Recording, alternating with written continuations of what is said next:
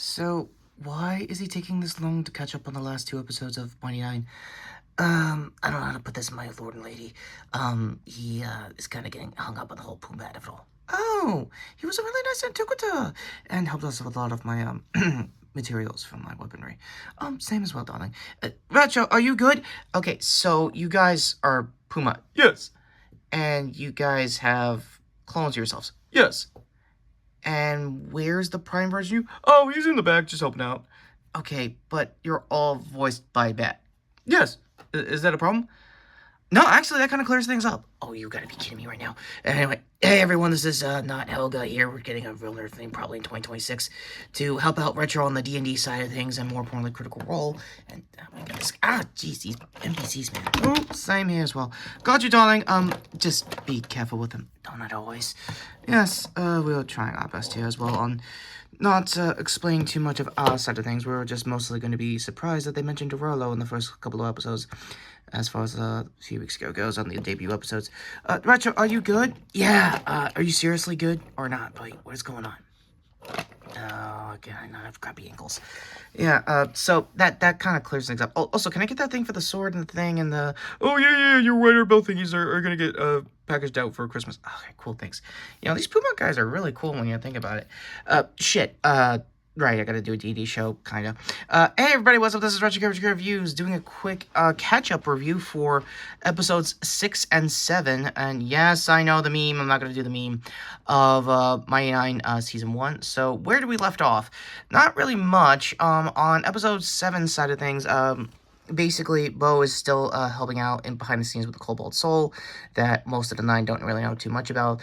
Pretty much true to life, dialogue exchange, I think, was also from the actual play. Things could have changed. Go to TP Brown on most of the table-to-screen changes, especially for the fan-favorite NPC Pumat Soul, who was famously, obviously, voiced by many voices that he had to do for that campaign. Well, actually, 3 campaigns in a row. Matt himself, obviously. Last up, on just corrections before we get to 6th also. Not really much, other than there is a Yasha signing in episode 6, and most of what everyone has basically said during her debut fight is that most of her barbarian heritage, as far as her class goes, campaign-wise, is still intact, and I think the brain manipulation she was being used as basically a berserker kind of enforcer for whoever was in charge of her mind-wise. As a quick reminder for everyone and for critters at home, I have not watched all of Campaign 2 proper. I have not watched the original 2 actual plays as itself, so back into character, and more importantly, above table. Yeah, it's actually pretty cool that they're trying to honoring, I guess the known controversy there was about Ashley at the time when she was doing actual plays. So she wasn't really much available. The whole big draw of that was she was available for most of Vox Machina. Oh, don't bring us into it, seriously. And she did show up for, obviously, the finale for both campaigns, but there was a bigger lack of absence in Mighty Nein's case because she was doing Blind Spot at the time, as far as show she was actually producing at the time. So, how does that reflect with Yasha? Not really too much. She's getting more mysterious by the episode, and I think there are some episode 8 preview pics of them meeting up at the party, which might have kicked off the Beacon heist. That basically is the catalyst for most of the, I guess, Aor campaign. Speaking of which, the previous heist they did in episodes 6 and 7 was basically, yeah, I'm still trying to avoid that meme, was basically a good highlight of how everyone's going to coordinate later down the road for future heists, which basically, yeah, the Mighty Nein is the most criminally organized as far as I guess, venturing party groups as far as Critical Role's history goes, for those who don't know, me included. And, yeah, there was some good character building stuff. I highly recommend Finn Films. He did a better breakdown of most of everyone's character dialogue exchanges and basically their character arcs so far in this season, especially Ford's, which I've been blanking on because, yeah, I am, the more I have to talk about how I actually started watching the show. For those who don't know, this is a quick, one last refresher before we get the scores. I watched the campaign during, most of, if not all of Campaign 3, and during Campaign 3, for those who don't remember, yeah, Mighty Nine had the reunions and the now, multiple guest appearances for the ending of that campaign. So, the main reason why Ukuto is very prevalent into my mind when it comes to focusing on Ford stuff is because that's how he gets his Hexblade, that's how most of his powers and Paladin statuses originally, vestiged and created into his backstory. So I'm glad most of that is intact. I forgot to mention this in my earlier review proper for these batch of episodes, that they did recreate a famous opening of the ship that goes down on Ford's original pirate heritage with his crew and everything. Also, a good origin to why he has a southern drawl, kind of always to honor his captain and stuff like that.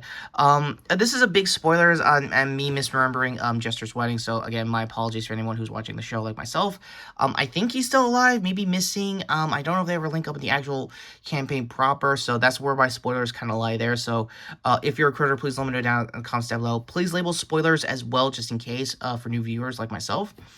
Outside of that, there's not really too much I can write home about other than I'm still waiting on Yasha. I really want to see how, visceral and how much, like, well, Barbarian Rage and, will, Ashley get her own version of a I Like to Rage moment for most of, like, the combat for not just the season, but for the rest of the series going forward. One last mention, I forgot to get pics of this last minute. In, I believe, episode 6, when they were doing the, heist for, another item that's going to be kicking off the AR arc for, the Mighty Nine, there was a cool cameo appearance of Lou Wilson, who was a guest character for, the, Calamity miniseries. So I don't know if that's going to be the same case also when they get to AOR. There's going to be more mentions of people that were around during the AOR miniseries as well, as far as like the fall of the previous era of Exandria goes. So yeah, there's in case you can tell, this is going to be a more lore-heavy, truncated kind of review here. And oh, spoilers for next weekend. I'm going to finally get around to get to my top 5 best and the worst year list. So that might be after Christmas, just letting you guys know right now. And the movies list is probably going to be after New Year's, so be on the lookout. So, with all the corrections out of the way, what do you think of these episodes? And final scores for the Mighty Nine, it's still a strong high 8 out of 10. Again, this is mostly bridging narrative stuff that's going to lead into the finale next week. So I will come back for a full episode recap in the shorts, and then I'm going to do a full review, hopefully in between my overall scores for the season as a whole. So that's kind of where we lie right now. As for just Matt having... Oh, I forgot, speaking of Matt, I forgot to mention Essek here. The big thing everyone has been saying about Essek is, other than his "ha boy" status, is that he's very much very different than what he was in the original campaign. A lot of his portrayals was weaving later down the road in the campaign, but unfortunately, apparently, the audience, like myself, is getting ahead of most of what he had to do for his mother, the Bright Queen, and the Typhrost disease for his drow status for most of the resurrections going forward, which is the main crux of why they need the beacon back, essentially, as like the catalyst for the whole campaign, as far as like this story goes, this version of it, if anything. So yeah, that's kind of where I am. I'm gonna hopefully wait on any more conclusions to this version of Essex's story, and try to factor that into the scores for the finale if anything does change going on as far as the rest of the series goes. That is the most zoning law dialogue-driven BS I've ever heard. Oh, you're holding back on swears. That's very not good if you're holding back swears on my husband's case. Yes, we're agreeing with it here. We have our Arcana checks for that, and it's our version of scores. It's a very high Arcana check, just letting you know. It's still the 9, you do what you gotta do. Will we have a guest appearance on this show? No, not really. But do want to look out if they ever animate Bell Cells, because it's gonna be a who's who of all of us. Yeah, and probably like the series finale, because there's no way they're gonna be doing Campaign 4 animated. Just calling it now as it is. And hey, we never know. So with those theories aside for what their future animated adaptations go, seriously do it. Calamity movies. Seriously, Tim House, I know you got the juice for it. Yeah, go to my venturing party here. We are so not it. to the end cards of the playlist. Speaking of playlists, showing my reacts playlist for Supergirl and a bunch of other stuff. Probably also Campaign 4 related stuff. Sorry for the back-to-back early cold opening reacts. Again, like I said in my I think my Tumblr, I had early morning shifts, and I'm pretty sure that's going to be a thing to come next, well, not this Thursday, because they're off for 2 weeks, so we'll figure out scheduling on that as it lies. As always, go to me here, obviously, to the previous video, which is obviously talking about Wake Up Dead Man and Knives Out Real Nerf Bad Family review. That should have been my title, by the way. Wow, I'm an idiot. And yeah, go to my idiot hand here to see, like I said, the notification bell down below, high point the video, like and subscribe like always, and until next time.